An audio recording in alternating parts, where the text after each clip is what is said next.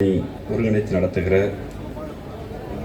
தமிழின தலைவர் முத்தமிழறிஞர் கலைஞருடைய பிறந்த நாள் இந்த பொதுக்கூட்டத்தில் தலைமையேற்றிருக்கக்கூடிய பெருமரியாதைக்குரிய இந்த மாவட்டத்துடைய மாணவர் அமைப்பாளர் முனைவர் ஆரையூர் சகோதரர் பிரபுகளுக்கும் வரவேற்பு ஆற்றி வந்திருக்கிற கண்டோன்மெண்ட்டுடைய நகர்கழக செயலாளர் அண்ணன் பாபு அவர்களுக்கும் மண்டலக்குழுடைய தலைவர் மரியாதைக்குரிய அண்ணன் வேகா அவர்களுக்கும் முன்னிலை வைத்திருக்கக்கூடிய மாணவருடைய துணை அமைப்பாளர்கள் அண்ணன் கலாநிதி குணாளன், விக்கி, ஜெகதீப், ஜெகன், தங்கை சங்கீதா அவர்களுக்கும் எனக்கு முன்பாக பேசி அமர்ந்திருக்கிற இளந்தலைவர் அவர்களால் அடையாளப்படுத்தப்பட்டிருக்கிற வளர்கிற சித்தாந்தத்தை உள்வாங்கி தனக்கே உரித்தான பாணியில் கிடைக்கிற வாய்ப்புகள் எல்லாம் உரிய முறையில் பயன்படுத்துகிற இளம் பேச்சாளர் தங்கை ஸ்ரீலேகா அவர்களுக்கும் இந்த கூட்டத்தில் பேசி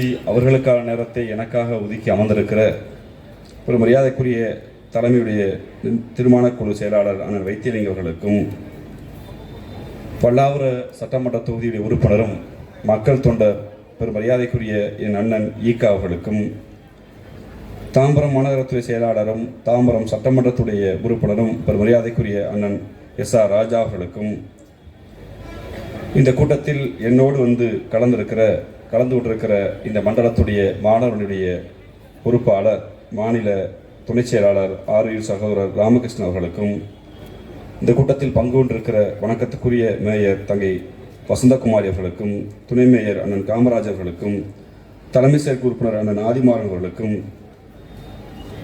மாவட்ட இளைஞருடைய அமைப்பாளர் சகோதரர் கோல்டு பிரகாஷ் அவர்களுக்கும் தாம்பர மாநகர இளைஞர் அமைப்பாளர் சத்யபிரபு அவர்களுக்கும் பம்மல் தினேஷ் அவர்களுக்கும் பகுதி களத்தின் செயலாளர்கள் அண்ணன் சந்திரன் அவர்களுக்கும் மருத்துவர் கீர்த்திகா தேவி அவர்களுக்கும் ஜானகிராமன் ஆல்பர்ட் அவர்களுக்கும் பம்மல் தெற்கு பகுதியுடைய நிர்வாகிகள் அண்ணன் துரை இளங்கோ அவர்களுக்கும் சத்யபிரபு அவர்களுக்கும் சத்யா மதியழகன் காந்தி முகமது அப்பாஸ் சுகுமாரன் ராஜேஷ் சுதாகரன் மஞ்சுப்ரியா கனகராஜ் அமிர்தராஜ் ராஜசேகர் சேகர் சதீஷ் கௌதம் ஆகாஷ் பிரகாஷ் அகிலன் மகாலட்சுமி காமேஷ் நிகழிதன் ஜான்சன் அவர்களுக்கும் இறுதியாக நன்றி உரை சொல்லிருக்கக்கூடிய கண்டோன்மெண்ட் நகருடைய மாணவன் அமைப்பாளர் மரியாதைக்குரிய தம்பி MP மகேஷ் அவர்களுக்கும் பல்லாவரம் பெருநகர மாணவன் அமைப்பாளர் பிரசன்னா அவர்களுக்கும் பம்மல் நகர மாணவன் அமைப்பாளர் வெங்கடேஷ் அவர்களுக்கும் மனிதர்களை பிறப்பின் அடிப்படையில் பிரம்மன் தலையில் பிறந்தார், அவர் உயர் சாதிக்காரர், உயர் பிறப்பென்றும் பிரம்மன் காலில் பிறந்தவர்கள் இந்த மேடையிலும் மேடைக்கு கீழும் ஆங்காங்கும் என்று வேடிக்கை வாழ்ந்து கொண்டிருக்கிற நம்மையெல்லாம் பிரம்மனுடைய காலில் பிறந்தவர்கள் கீழ்பிறப்பென்றும் மனிதர்களை மேல்பிறப்பு கீழ்பிறப்பு என்று பிரித்த போது யாரடா சொன்னது பிறப்பிலே ஏற்றத்தாழ்வு உண்டு, எல்லோரும் உடன்பிறப்பு அளித்த கலைஞரின் உடன்பிறப்புகளே, உங்கள் அனைவருக்கும் என்னுடைய பணிவான வணக்கம். மாணவரணி அமைப்பாளர்களில் ஒரு ஆற்றொழுக்கத்தோடு தனக்கே உரித்தான பாணியில் எதையும் சரியாக முடிப்பதில் வல்லமை கொண்டவர் முனைவர் பிரபு அவர்கள். இந்த நாளை அவர் எதற்கு எப்படி தேர்வு செய்தார் என்று தெரியாது. இந்த நாள் வரலாற்றில் மிகவும் முக்கியமான நாள். 1935ஆம் ஆண்டு காஞ்சிமாம் மாநகரில் தந்தை பெரியார் என்கிற நம்முடைய பெருங்கிழவன் கூடி தன் தம்பிகள் தனையன்கள் பேரறிஞர் அண்ணா கலைஞர் தொட்டு தன் தம்பிகளை கூட்டி வரிசையாக நிறுத்தி இனத்தின் பாதுகாவலர் இனத்தின் கவிஞர் பாவேந்தன் பாரதிதாசனை மேடைக்கு அழைத்து இந்தி என்கிற நோய் இந்த நாட்டுக்குள் வருகிறது, இந்தி என்கிற மொழி தமிழை திண்டு சரிக்க வருகிறது, இந்தி ஊடாக சமஸ்கிருதம் என்கிற மொழி வரப்போகிறது, சமஸ்கிருதம் வந்தால் நம் கடவுளை, நம்முடைய இறைவன்களை, நம்முடைய மாரியை, காளியை, விநாயகரை, முருகனை, உங்கள் கந்தனை, உங்கள் முனீஸ்வரனை, உங்கள் கருப்பராயனை எல்லாம் சமஸ்கிருதத்தில் சொல்லிதான் ஓத முடியும், அன்னை தமிழ் நீசபாசையாய் மாறி போகும், அந்த இந்தியை விடக்கூடாது என்று சொல்லி இந்திக்கு தமிழ்நாட்டில் ஆதிக்கமாம், நீங்கள் எல்லோரும் வாருங்கள் நாட்டினரே, தமிழுக்கு தீமை வந்த வேண்டும், இந்த தேகம் முருந்தல் லாபம் உண்டோ, விந்தை மொழி எங்கள் மொழி, அதை வீர தமிழ் மக்கள் ஆவி என்போம், இந்திக்கு சல் எந்திடுவார் அந்த ஈனரை காரி உமிழ்த்திடுவோம், எப்பக்கம் வந்து புகுந்துவிடும் இந்தி எத்தனை பட்டாளம் கூட்டி வரும், அற்பம் அன்பும் இந்திதனை அழித்தொழியோன் ஆதிக்கதனை, மாங்குயில் கோவிடும் பூஞ்சோலை எவை மாட்ட நினைக்கும் சிறைச்சாலை, ஏங்க விடும் தமிழ் தாய்தனை இவ்வுயிர் உடலை விட்டு நீங்குவரை என்று சொல்லி முதல் இந்தி எதிர்ப்பு போரை காஞ்சியில் தொடங்கினார். அந்த காஞ்சியில் தொடங்கிய மாநாட்டை தனக்கே உரித்தான பாணியில் தன் நெஞ்சத்துக்கெல்லாம் எப்போதும் யாருக்கும் அஞ்சாமல் இந்த நாட்டில் தளபதியாய் வீற்றிருந்த அஞ்சா நெஞ்சன் அழகிரியார் வழிநடத்தினார். அந்த அழகிரியார் பிறந்த நாளில் இந்த கூட்டத்தை ஒரு மரியாதைக்குரிய முனைவர் பிரபு வழிநடத்தியிருக்கிறார். உங்களுடைய இந்த தீர சிந்தனைக்கு என்னுடைய மனமார்ந்த வாழ்த்துக்கள். இந்த நேரம் மிக முக்கியமான நேரம். தங்கச்சி பாட்டில் கொஞ்ச நேரம் பார்க்கலாமா? செல்போன் இருந்தா பின்னாடி தங்கச்சி கொஞ்ச நேரம் தாகூர் காலேஜ் இருந்தா அரை மணி நேரமா சரியா? கொஞ்ச நேரமா. தமிழ்நாடு என்கிற இந்த ஊர் அரசியலில் மாற்றம் வேண்டும் என்று பல பேர் சொல்வார்கள். ஆம், மாற்றம் ஒன்று மட்டுமே மாறாது. தத்துவ மேதை காரல் மார்க்ஸ் சொல்கிறார், மாற்றம் மட்டும்தான் நிலையானது, அது ஒன்று மட்டும்தான் மாறாது. இன்று மேடையில் இருக்கிற நான் நாளை கீழே இருக்கலாம், கீழே இருக்க நீங்கள் நாளைக்கு மேடைக்கு வரலாம். குப்பனும் சூரனாகலாம், சூரனும் குப்பனாகலாம். மாற்றம் என்பது மாறாததான். ஆனால் வருகிற போகிறவர்களெல்லாம் மாற்ற வேண்டும் மாற்ற வேண்டும், இந்த ஆட்சியை மாற்ற வேண்டும் என்று எண்ணுகிற போது திராவிட முன்னேற்ற கழகம் என்கிற இந்த தீரர் கோட்டை கருப்பு சிவப்பு துண்டை காலிலும் தன்னுடைய அங்கிக்கு கீழே தன் இடுப்புக்கு கீழே கட்டி ஒய்யார நடந்து ஊருக்குள் என் தலைவர் கலைஞர், என் தலைவர் பெறனா, எங்கள் தந்தை பெரியார் என்று முழங்குகிற இந்த நெஞ்சாதி நெஞ்ச உடன்பிறப்புகள் எதை மாற்றியிருக்காங்க தெரியுமா? இந்த ஊர் மாறி இருக்கிறது. எப்படி மாறி இருக்கிறது? 10வது 12வது படித்த பிள்ளைகள் இருக்கிறீர்கள், பட்டம் படித்த பிள்ளைகள் பல பேர் இருக்கிறீர்கள். உங்களுக்கெல்லாம் ஒரு சாதி இருக்கும், உங்களுக்கெல்லாம் ஒரு மொழி இருக்கும், உங்களுக்கெல்லாம் ஒரு மதம் இருக்கும். என் அண்ணன் ஈகா சொன்னார் அல்லவா, நான் மதத்தால் கிறிஸ்தவர், ஆனால் என்னுடைய கடவுள், என்னுடைய இறை, என்னுடைய முருகனுக்கு இத்தனை லட்சம் செலவு பண்ண வேண்டிய தேவை எனக்கு இருக்கிறது. அதுதான் மதச்சார்பின்மை, அதுதான் திராவிட மாடல் என்று சொன்னார் அல்லவா. நமக்கு எல்லோருக்கும் ஒரு சாதி இருக்கிறது. பொது வழியெல்லாம் கேட்கிறேன். என் தங்கைகள், கடைசியில் உட்கார்ந்திருக்க என் தம்பிகள், எதற்கு உட்கார்ந்திருக்க தம்பிகள், உங்களிடம் தான் இந்த கேள்வி வைக்க விரும்புகிறேன். உங்கள் எல்லோருக்கும் ஒரு சாதி இருக்கிறது. எங்க தாத்தா அப்பாவுக்கு அப்பா, இல்ல அம்மாவுக்கு அம்மா, இல்ல அம்மாவுக்குடைய அப்பா, எங்க மூதாதைகள் யாராவது ஒருத்தர் போய் கல்லூரி போய், அதாவது காலேஜுக்கு போய் BA, BABL, BE, MBBS, BSc, BCA இப்படி யாராவது ஒருத்தர் எங்க தாத்தா இல்ல எங்க பாட்டன் டிகிரி வாங்கியிருக்காங்கன்னு தான் யாராவது கை தூக்குங்க. கார்த்திகா பெஞ்ச் பாருங்க, பின்னாடி பாருங்க, பெஞ்ச் பாரு, பின்னாடி பாருங்க, அப்படியே திரும்பி பாருங்க, அப்படியே அப்படியே திரும்பி எல்லாம் திரும்பி பாருங்க. உட்காருங்கம்மா. எத்தனை பேர் இருக்குமா இருக்கும்? எத்தனை பேர் இருக்கும்? எத்தனை பேர் இருக்கும்? ஏன் யாருமே இல்லை? ஏன் யாருமே இல்லை? எதை திராவிட முன்னேற்ற கழகம் மாத்தி இருக்க தெரியுமா? என் தாத்தா நல்லா ஆடு மாடு மேய்ப்பாரு, என் அப்பா நல்லா பானை செய்வாரு, என் அப்பா நல்லா மரம் ஏறுவாரு, என் அப்பா நல்லா வலை இழுப்பாரு, எங்க அப்பா நல்லா செருப்பு தைப்பாரு, எங்க அப்பா நல்லா விவசாய வேலை வைப்பாரு, எங்க அப்பா நல்லா பறையடிப்பாரு, எங்க அப்பா நல்லா தெரு கூட்டுவாரு. ஆண்டாண்டு காலமா நீ பனை ஏறினா நாடாரு, நீ விவசாயம் பார்த்தா படையாச்சு, நீ வலையிழுத்தா மீனவரு, நீ ஆடு மாடு மேய்ச்சா கோனாரு, நீ பறையடிச்சா ஆதிராவிடர்னு ஒவ்வொரு சாதிக்கும் ஒரு இழிதொழிலை சொல்லி இதை செய் செய் செய், நீங்க அப்பன் பார்த்த தொழிலை தாத்தா பார்த்த தொழிலை செய் செய் என்று சொன்ன போது ஒரே ஒரு இயக்கம் தான் சொன்னது, டே படிப்பும் அப்பம் விட்டு சொத்தா நான் படிப்பேன்டான்னு ஒரே ஒரு இயக்கம் தொழிச்சு. அதுதான் திமுக என்கிற இயக்கம். இந்த இயக்கம் வந்த பின்புதான் படிப்பதற்கான உரிமை நமக்குள் வந்தது. அன்பு கொண்ட தம்பிகளே, நாம் எல்லாம் படிக்கிறோம். இந்தி படித்தால் நாடு முன்னேறும், இந்தி படித்தால் வளர்ந்துவிடும் என்று பல பேர் சொல்கிறார்கள். எந்த மாற்று கருத்தும் இல்லை, அது எந்த மாற்று கருத்தும் இல்லை, படிக்கலாம். ஆனால் இங்கே உட்கார்ந்து இருக்கிற யாருக்காவது ஒருத்தருக்கு, என்னுடைய தங்கைகளை கூட்டி வந்திருக்கிற தாய் தகப்பன், வயதை ஒத்த தோழர்கள், படித்துக் கொண்டிருக்கிற மாணவர்கள் யாருக்காவது நான் படித்து முடித்து விட்டு என்ன ஆசை ஆக போறேன்? கொஞ்ச நாள் அமெரிக்கா போகணும், கொஞ்ச நாள் லண்டன் போகணும், கொஞ்ச நாள் சிங்கப்பூர் போகணும், கொஞ்ச நாள் ஆஸ்திரேலியா போகணும். முடியலையா கொஞ்ச நாள் துபாய்க்கு போகணும், இல்லையா சவுதி, குவைத், ஏதோ ஒரு ஊருக்குன்னு. எல்லாருக்கும் ஆசை இருக்கல. யாராவது ஒருத்தருக்கு நல்லா படிச்சுட்டு நான் பீகாருக்கு போகணும், நான் யூபிக்கு போகணும், வேலைக்கு போகணும் ஆசை இருக்கா? யாருக்காவது ஆசை வந்திருக்கா? நான் தமிழ்நாட்டில இருந்து படிச்சு முடிச்சுட்டு யூபிக்கு பீகாருக்கு போன ஆசை வந்திருக்கா? யாருக்காவது இருக்கா? நடுராத்திரில நான் ஏன்டா சுடுகாட்டுக்கு போறேன்? அதானே. இந்தி படித்தால் நாடு முன்னேறும் என்றால் தமிழ்நாட்டில் பிறந்த தமிழர்கள் நாங்கள் யாரும் இந்தியை படித்துவிட்டு பீகார் ஆசையோ யூபி ஆசையோ எங்களுக்கு இல்லை. ஆனால் இந்தியை படித்த அந்த பீகார்காரர்கள், யூபிக்காரர்கள், அங்க இருக்கிற மத்திய பிரதேச சார்ந்தவர்கள் என் ஊர் தமிழ்நாட்டுக்கு எந்த ஊரு இந்தி தெரியாது போடான்னு சொல்லிச்சோ அந்த ஊருக்கு எந்த வேலைக்கு வந்துட்டாங்க?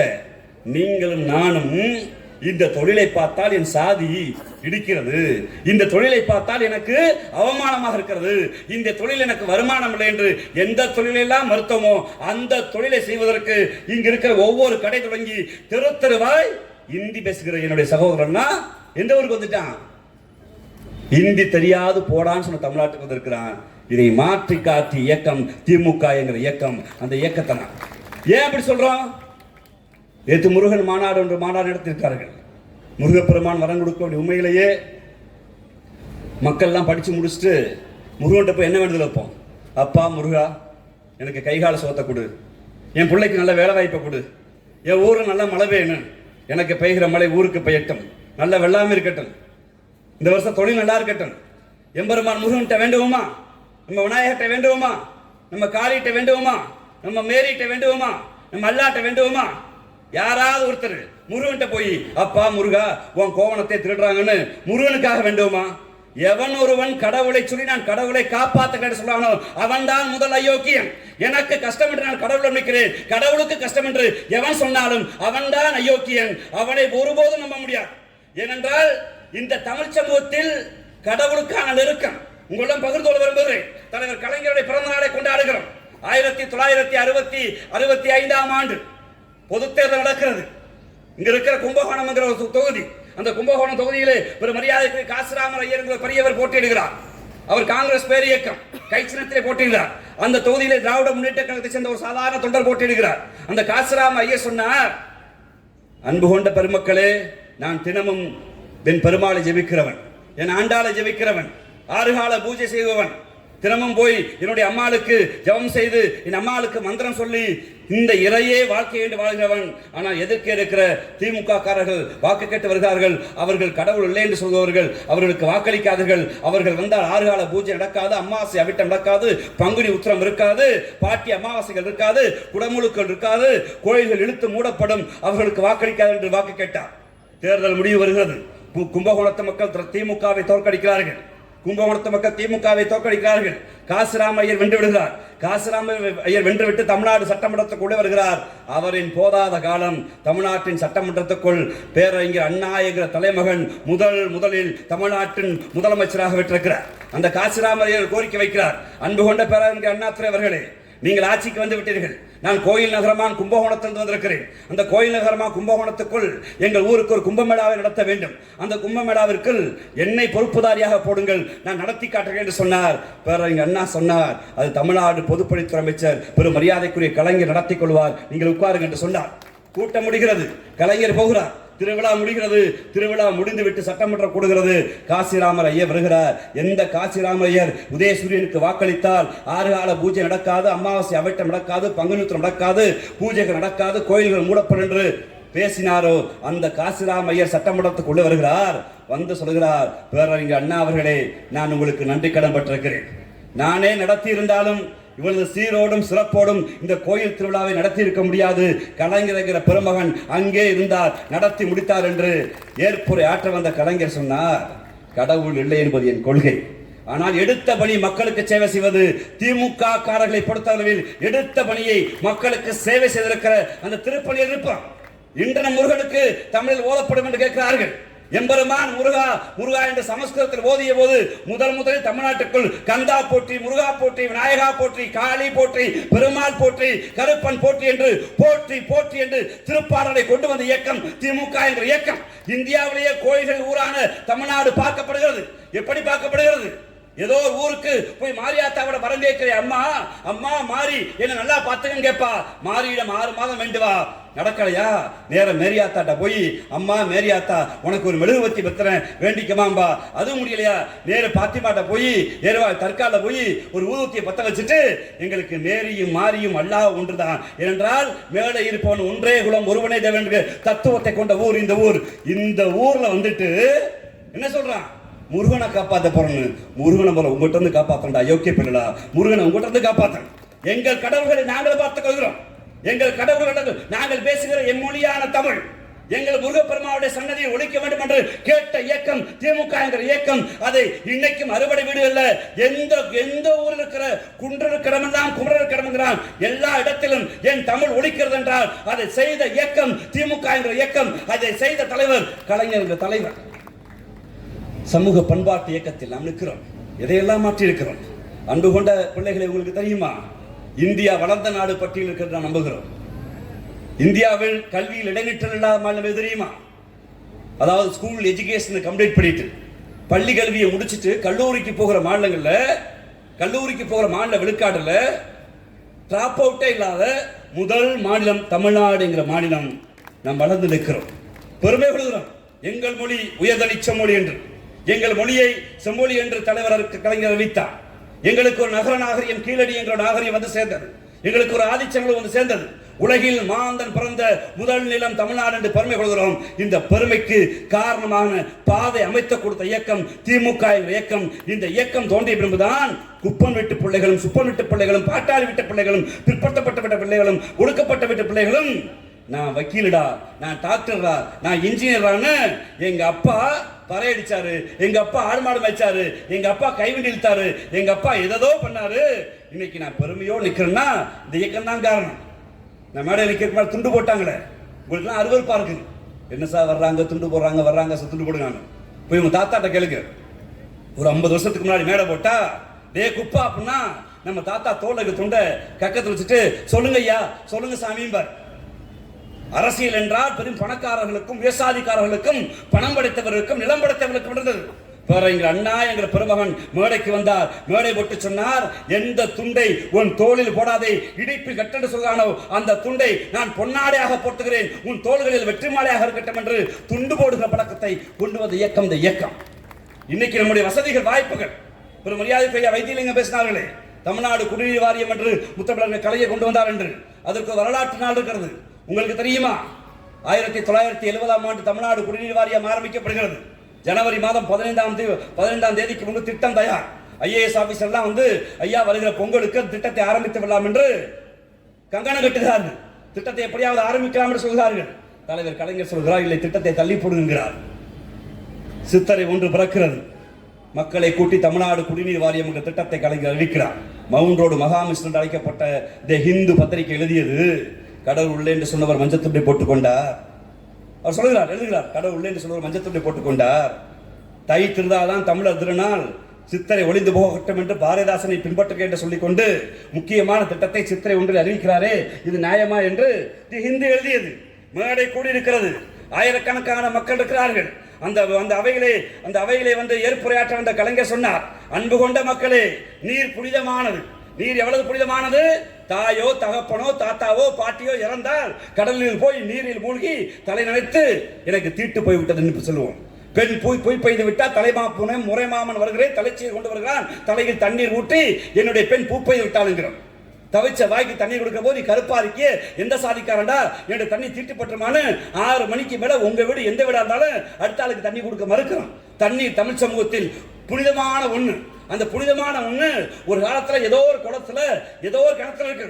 அந்த கிணத்துல இருக்கிற போது ஆடு மாடு குளிக்கு, மனுஷன் அந்த தண்ணி அள்ளி குடிப்பான், நோய் வரும். அந்த கிணத்துல போய் ஒடுக்கப்பட்ட தாழ்த்தப்பட்ட மக்கள் தண்ணி எடுத்தா பிற்படுத்தப்பட்ட கோச்சுக்குவான். பிற்படுத்தப்பட்ட வீட்டுல போய் தண்ணி எடுத்தா முற்பட்ட கோச்சுக்குவான். ஒரு சாதிக்காரன் இன்னொரு சாதிக்காரன் தெரியல போக முடியாது. சமூக சிக்கல் நோய் தண்ணி. கலைஞர் பேசுகிறார், நான் தை 1க்கு ஆரம்பிக்கவில்லை என்று சொல்கிறார்கள். உங்களுக்கு தெரியுமா? இது தை 1 அல்ல, தை ஒன்றுக்காக இல்லை, இது சித்திரை ஒன்றல்ல. இந்த நாள் ஏப்ரல் 14 புரட்சியாளர் அண்ணன் அம்பேத்கர் அவர்கள் பிறந்த நாள். அண்ணன் அம்பேத்கர் அந்த மனிதன் இந்தியாவிலேயே முதல் முறையாக 5 லட்சம் ஒடுக்கப்பட்ட மக்களை கூட்டிக் கொண்டு போய் மகர் குளத்தில் நீரெடுத்தார். ஒரு புரட்சி செய்த அண்ணன் அம்பேத்கர் பெயரில் எந்த தண்ணீரில் தீண்டாம பார்த்தீரோ அந்த தண்ணீரில் இனிமேல் தமிழ்நாட்டு தெருக்களில் சாதி பார்க்காது, மதம் பார்க்காது, மொழி பார்க்காது தமிழ்நாடு குடிநீர் வாரியம் நீரின்றி அமையாத உலகென்று போய் சேரும் என்று திட்டத்தை கொண்டு வந்த இயக்கம் இந்த இயக்கம். அந்த இயக்கம் ஏற்படுத்திய சமூக மாற்றங்கள் ஏராளம் ஏராளம். இன்னைக்கு பெண்கள் இங்க பல பேர் இருக்கீங்களே, எண்ணங்கள் பேசுகிற சொல்லிப்பாங்க, மாதம் 1000 ரூபாய் தலைவர் கொடுக்கிறார், மாதம் 1000 ரூபாய் கொடுத்தாங்க. இன்னும் 1000 ரூபாய் காசு தானே. அந்த 1000 ரூபாய் ஒன்று நம்ம கோட்டை கட்ட முடியாது, கார் வாங்க முடியாது, பைக் வாங்க முடியாது, சிறுவாடு சேர்த்து தங்க நகையா வாங்கி உடம்பு முழுக்க அணிய முடியாது. ஆனால் அந்த 1000 ரூபாய்க்கு ஒரு சூச்சம் இருக்கு. என்ன தெரியுமா? என் தங்கச்சிக்கு 10வது படிக்கும்போது அம்மா சொல்லு, அடுத்த வீட்டுக்கு வாழ போறதானே ஒரு காப்பி தண்ணி வச்சு பழகிக்க, நீ அடுத்த வீட்டுக்கு கட்டி போனதானே ஒரு தோசை ஊற்றி பழகிக்க. ஆம்பளை பைய சீராட்டி பால் ஊட்டி வளர்ப்பாங்க. பிள்ளைகளை நீ அடுப்பங்களை கத்துக்க, காப்பி போட கத்துக்க, டீ போட கத்துக்க, சாம்பார் வச்சு கத்துக்க, மட்டன் குழம்பு கத்துக்க, சோறு பொங்க கத்துக்கன்னு அடுப்பங்களை சேர்த்து கத்து கொடுப்போம். என் அம்மாட்ட போய், அம்மா நீ என்னம்மா வேலை பார்க்குறேன்னா, என் அம்மா சொல்ல நான் வீட்டில் சும்மா தானே இருக்கேன். வீட்டுக்காரம்மா அவர் ஹோட்டலில் டீ ஆத்துறாரு, பையம்மா அவர் புரோட்டா மாஸ்டர் இருக்காரு, அவர் கார் ஓட்டுறாரு, நீமா நான் சும்மா தானே இருக்கேன். பெண் என்றால் வீட்டுக்குள் சும்மா இருக்கிறார், சும்மா இருக்கான்ற ஏழாத பேச்சு இருக்கிறது. உங்களுக்கு தெரியுமா? ஒரு பெண் இந்த மேடையில் உட்கார்ந்துருக்கிற என்ன ஈக்காவாகட்டும், என்ன ராஜாவாகட்டும், என்னுடைய அண்ணன் வேக்காவாகட்டும், என்னுடைய அண்ணன் பிரபுவாகட்டும், எல்லா ஆண்களுக்கும் நைட்டு 10 மணிக்கு போனால் ஒருவேளை சுகர் பேஷண்டாக இருந்தா, உங்கள் எல்லாருக்கும் எல்லா ஆண்களுக்கும் ஒருவேளை சுகர் பேஷண்டாக இருந்தால் சப்பாத்தி உறுதி, இல்லை தட்டு வச்சா சாம்பார் வரும், ரசம் வரும், மட்டனோ கறியோ மீனோ ஆடோ மாடோ, இல்லை வெங்காயம் போடாமல் பூண்டோ வெங்காயம் போடாத சோறு வரும். ஆனால் மேடையில் உட்கார்ந்துருக்க என்னுடைய அன்பு தங்கை அந்த மேயர் வீட்டுக்கு எத்தனை மணிக்கு முடிச்சுட்டு கூட்டம் முடியும் வீட்டுக்கு போனேன், வேலைக்கு போனேன், வீட்டுக்காரர் வந்துடுவார், பிள்ளை குட்டி பட்டறியா இருக்கு. இங்க இருக்க எல்லா பெண்களுடைய மூளை எங்க இருக்கு? அடுப்புங்கிற இருக்கு. இந்த அக்காட்ட போய் என்ன அத்தா பண்றேன்னு கேட்டா, நான் சும்மா தானே இருக்கணும். உண்மையில சும்மா இருக்கமா? நம்ம அம்மா அக்கா தங்கைகள் சும்மா இருக்காங்களா? காலையில் காக்கா எந்திரிக்கிறதுக்கு முன்னால் 4 மணிக்கு எந்திரிச்சு ராத்திரி சாப்பிட்ட 10 பாத்திரத்தை தேய்ச்சி போட்ட 10 பாத்திரத்தை இருந்து விளக்கிட்டு வீடு கூட்டி முத்தம் தெளிச்சு கோலம் போட்டு, கிராமமாக இருந்தால் அதே கிராமமாக இருந்தால் ஆட்டுக்கு போய் மாட்டுக்கு போய் தண்ணி வச்சு போட்டு பாலை பிச்சாந்து ஒரு காப்பி தண்ணியை போட்டுட்டு நகரமாக இருந்தால் நடந்து போய் அண்ணாச்சி கடையில் ஒரு பால் பாக்கெட்டை வாங்கியாந்து பாலை போட்டு ஒரு முடரை குடிச்சிட்டு அடுத்த முடரை காப்பிக்கு ஆம்பளையால் இருப்பா, இந்தா சாமி குடி சாமி. ஆம்பளையால் முதல் காப்பியை குடிச்சிட்டு அடுத்த காப்பி எங்கே போவான்? மூக்கு டீ கடைக்கு போயிடுவான். அதுக்குள்ள காலையில் இட்லியை தோசையை சுடுறதுக்கு என் அம்மாவும் தங்கச்சி படுற பாடு இருக்கு. மதிய சாப்பாட்டுறது அதே பாடு. இதே கிராமமாக இருந்தால் ஆடு மாடு மேய்க்கிற வேலை, தோட்ட வேலை பார்த்துட்டு மதியம் 2 மணிக்கு 1 நிமிஷம் கட்டாயிருவான். கிராமமாக இருந்தால் 100 நாள் வேலை, அதையும் பாவி மோடி நீங்க கை வச்சிட்டார் 100 நாள் வேலை இல்லைன்னு. நகரமாக இருந்தால் 2 வீடு ஏறி பத்தி பாத்திரம் தேப்பா. சாயங்காலம் ஆனால் என்ன இதே வேலை. அடுப்பங்கிற முழுக்கம் அவ தலையிலே இருக்கு. அப்பா பார்க்குற எல்லா வேலையும் அம்மா பார்ப்பா. அப்பா ஆடு மாடு மேய்ச்சா அப்பாவுக்கு உள்ள கஞ்சி தொட்டியை கொண்டு போவோம் அம்மா. அப்பா கட்டடம் கட்டினா கூட சாந்து சட்டியை சோப்பா அம்மா. அப்பா போய் ஏறு விட்டுனா அம்மா காக்கா வெட்டுவா. ஆம்பளை பார்க்கிற எல்லா வேலையும் இந்த சமூகத்தில் பெண்கள் பார்த்தார்கள், பார்த்து கொண்டிருந்தார்கள். ஆனால் அவர்களுக்கு பெயர் சும்மாதான் இருக்காங்கிறது இந்த ஏளன குரல் யாருக்கு கேட்டதோ இல்லையோ ஒரே ஒரு தலைவருக்கு கேட்டது. அதுதான் உங்கள் அன்பு முதலமைச்சர் முத்துவேல் கருணாநிதி ஸ்டாலின் அன்பு முதலமைச்சருக்கு. அவர் சொன்னார், என் தங்கைகள், என்னுடைய அம்மாக்கள், என்னுடைய பிள்ளைகள் என்று சும்மா இருக்கல, என்னால் முடிந்த 1000 ரூபாயை அவர்களுக்கு நான் மாதம் கொடுக்கிறேன். இது உங்கள் வரிப்பணத்தில் உங்களுக்காக, உங்களுடைய நிதிக்காக, உங்கள் சுயமரியாதைக்காக கொடுத்த ஆட்சி இந்த ஆட்சி. அன்பு கொண்ட மக்களே, மகளிர் மாநில விடுதலை, மகளிர் விடுதலை பற்றி பேசுகிறோம். நேற்றைய கூட்டத்தில் அண்ணாவுடைய சித்திரத்தை போட்டுக்கொண்டு பாஜக என்ற மதவெறி கும்பல் ஒரு மதவெறி ஆட்டத்தை ஆடி இருக்கிறது. அவர்களுக்கு சொல்லிக் கொடுப்போம், இது தந்தை பெரியார் நாடு. தந்தை பெரியார் என்கிற பெருங்கிழவன் வந்த நாடு. இங்கே எத்தனை பேர் கடவுளை கும்பிடுகிறான்னு தெரியாது. உங்களுடைய கார்த்திகை மாதம் பிறந்தால் பள்ளிக்கட்டும் சபரிமலைக்கென்று பாட்டு பாடி கார்த்திகை தீபத்தை தன் அப்பன் ஐயப்பனை பார்ப்பதற்கு எல்லோரும் போவோம். எல்லாரும் போயிருப்பார்கள். ஆனால் அவரிடம் கேட்டுப்பார்கள், 100 ஆண்டுகளுக்கு முன்பு உங்கள் தாத்தா பாட்டன் அந்த ஐயப்பன் கோயிலுக்கு போனாரன்னு. அந்த ஐயப்பன் கோயில் வரலாறு 600 ஆண்டு கால ஸ்தல வரலாறு. அந்த ஐயப்பன் தோண்டி 600 ஆண்டுகள் ஆகிவிட்டது என்று, என் ஐயப்பன் புலிப்பாலோடு வளர்ந்தார் என்று அந்த ஸ்தல வரலாறு சொல்கிறது. அந்த 600 ஆண்டுகளுக்கு முன்பு இந்த மேடையிலிருந்து இந்த மேடைக்கு உட்கார்ந்து தாத்தாவோ பாட்டனோ பூட்டியோ கேரளாவுக்கு ஐயப்பனை கும்பிட போக முடியாது. ஏன்னா அந்த ஊரில் ஒரு சட்டம் இருந்துச்சு. என்ன சட்டம்னா, கோயில் தெருக்கில் இருக்கிற 4 வீதிகளில் ஆடு நடக்கலாம், மாடு நடக்கலாம், எலி நடக்கலாம், பன்னி ஓடலாம், தோத்த ஓடலாம், அணில் உடலாம் மனுஷ மக்கள் நீ நானும் போக முடியாத சட்டம் இருந்துச்சு. இந்த ஊர்ல இருந்து கிளம்பி போனா பெரியாருங்கிற கிழமை. அயோக்கிய பையலா, ஏண்டா இந்த கோயிலை கட்டினவனா, வானம் பறிச்சவனா, கல்லை இழுத்தவனா, சிலையை செஞ்சவனா, பூவை விளை வச்சவனா, தேங்காயை விளை வச்சவனா, திருநீரை விளை வச்சவனா, நான் தொட்டா என் சாமிக்கு தீட்டாடா, என் சாமியை சாதிசனை பார்க்க கூடாதுன்னு இந்தியாவில் முதலில் கேட்ட தலைவன் பெரியார் என்ற தலைவன். அவர் போன பின்புதான் கோயிலுக்குள் போய் வழிபடுகிற உரிமையை நாம் பெற்றிருக்கிறோம். அப்புறம் தான் ஒடுக்கப்பட்ட பிற்படுத்தப்பட்ட மக்கள் கருப்பு துண்டை போட்டுட்டு சாமி எப்படி பள்ளி கட்டும் சபரிமலைக்கு கல்லும் முள்ளும் காலுக்கு மத்தேன்னு நம்ம ஐயப்பனை கும்பிட போறோம்னா அதற்கு காரணம் பெரியார் என்கிற பெருங்குள்ளவன். ஒரு பழமொழி சொல்லுவான், கோபுர தரிசனம் கோடி புண்ணியம். அப்படின்னா கோபுரத்தை பார்த்து கும்பிட்டுட்டா கோடி புண்ணியம்னு. எல்லாரும் அப்பா முருகா அப்பா விநாயகன்னு கோபுரத்தை பார்த்து கும்பிட்டான். ஒரே ஒரு கிழவன் தான் பெரியார் தான் கேட்டார், அது என்ன கோபுரத்தை பார்த்தே கோடி புண்ணியம்னா, கோபுரத்துக்கு உள்ள இருக்க கோயில் சிலையை கும்பிட்டா எவ்வளவு புண்ணியம், என் ஆளை கோயிலுக்கு விடுறான்னு சொன்னேன். அப்புறம் தான் நீ நானும் கோயிலுக்குள்ள போனோம். அந்த உரிமையை வாங்கி கொடுத்த இயக்கம் இந்த இயக்கம். படிக்கிற உரிமையை, சுயமரியாதை உரிமையை, வழிபாடு உரிமையை, பெண்களுக்கு எழுதுவதற்கு பேசுவதற்கு சொத்துரிமையை வாங்கி கொடுத்த இந்த இயக்கம் தான் ஒரு சமூக மாற்றத்தை, ஒரு சோசியல் சேஞ்ச இந்தியாவுக்கு கொண்டு வந்த முதல் மாநிலம் தமிழ்நாடு என்கிற மாநிலம். அதனால்தான் இன்று என் பிள்ளைகளுக்கு அமெரிக்க கனவு, இங்கிலாந்து கனவு, ஆஸ்திரேலியா கனவு இருக்கிறது. ஒருபோதும் எங்களுக்கு யூபி கனவு, மாப்பி கனவு இல்லை. ஏன் இல்லைன்னா அவனே பாவம், அவன் மொழியை இழந்து, அவனுடைய பண்பாட்டை இழந்து, வேலை வாய்ப்பு இல்லாம என் ஊருக்கு வர்றான்டா. நான் எல்லாரையும் வந்தாரை வாழ வைக்கிற பூமி, யாதும் ஊரை யாவரும் என்று பேசுகிற பூமி, நான் அரவணைக்கிறேன். அந்த தத்துவத்தை கொடுத்த மண் இந்த மண். அந்த மண்ணுடைய தலைவர் பேரறிஞர் அண்ணாவுடைய பேரை போட்டுக்கொண்டு மேடை இருக்கிற போது அவரை எள்ளி நகையாடுகிறான். உள்ளே அதிமுகவின் அடிமைகள் தன்னுடைய கட்சி கொடியில் பேரறிஞர் அண்ணாவின் படத்தை எடுத்துவிட்டு அமித்ஷாவின் படத்தை மாட்ட காத்திருக்க எடப்பாடி கும்பல் அடிமைகள் சிறுத்திக் கொண்டிருக்கிறார்கள். யார் அந்த அண்ணா? யார் அந்த அண்ணா உங்களுக்கு தெரியுமா? இந்தியாவுடைய பாராளுமன்றத்துக்கு உள்ளே என்று முழங்குகிற போது இந்தியாவுடைய ஆட்சி மொழியாக எந்த மொழி வர வேண்டும், எந்த மொழிக்கு தகுதி இருக்கிறது என்று பிற மரியாதைக்குரிய ஜனநாயகத்தின் மன்னன் என்று நாம் இன்று பாராட்டுகிற போற்றுகிற ஜவஹர்லால் நேரு அவர்கள் இந்தியாவுடைய ஆட்சி மொழியாவதற்கு தகுதியான ஒரே மொழி ஹிந்தி என்று சொன்னார். எதற்கே உட்கார்ந்து என் தாத்தன், எங்களுடைய பாட்டன், எங்கள் பூட்டன், எங்கள் முன்னத்தையர் பேரறிஞர் அண்ணா என்று கேட்டார், அது என்ன இந்திக்கு என்ன தகுதி என்று. இந்தியாவில் பெரும்பான்மை மக்கள் இந்தி பேசுகிறார்கள், அதனால் இந்திக்கு தகுதி இருக்கு என்று சொன்னார்.